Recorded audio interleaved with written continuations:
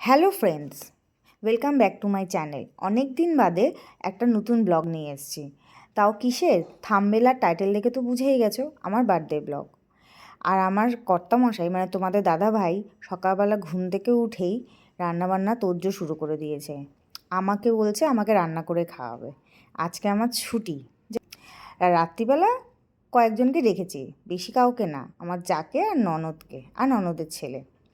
আর এদিকে আমার শাশুড়ি মা আমাকে আশীর্বাদ করছে, আমার জন্মদিন বলে কথা, তাই একটু প্রণাম করে নিলাম, বাবাকেও প্রণাম করেছি।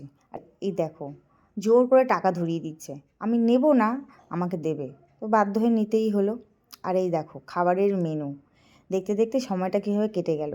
দুপুরবেলা খাওয়ার আয়োজনও সব রেডি করে ফেলেছে, আমি তো দেখে পুরো অবাক।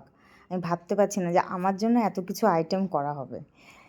সত্যি কথা বেশ ভালোই লাগলো।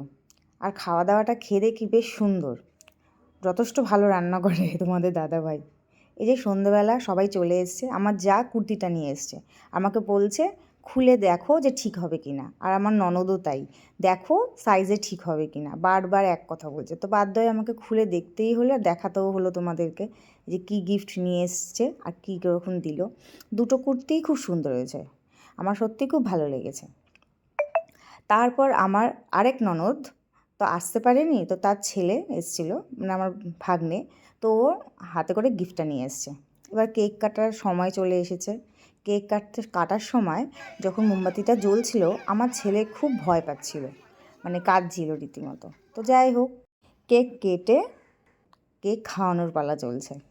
সত্যি অনেক দিন বাদে যখন এরকম একটা সেলিব্রেশন হয় বেশ ভালোই লাগে। আর সবাই মিলে যখন একটু নাচানাচি করছিলাম তো আরোই ভালো লাগছিলো। বহু দিন বাদে এরকমভাবে একটু আনন্দ করলাম, নাহলে আমরা এরকম কত আনন্দ করতাম এক সময়। এখন তো মাঝখানে ছেলে হওয়ার পর থেকে তো এতটাই ব্যস্ত হয়ে পড়েছি, মজা করার সময়টাই পাই না। তাই জন্য ভালো আমার জন্মদিনের দিন একটু সবাইকে মিলে নিয়ে আনন্দ করব। আর হ্যাঁ, তোমাদের দাদাভাই আমাকে কী গিফট দিল সেটা তোমাদেরকে পরেই জানাবো। আনন্দ করতে করতে তারপর খাওয়ার টাইম হয়ে যাচ্ছিলো, তাই সবাইকে খেতে দেওয়া শুরু করে দিলাম।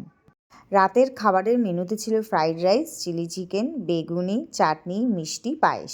সো এই ব্লগটা তোমাদের কেমন লাগলো অবশ্যই জানিও।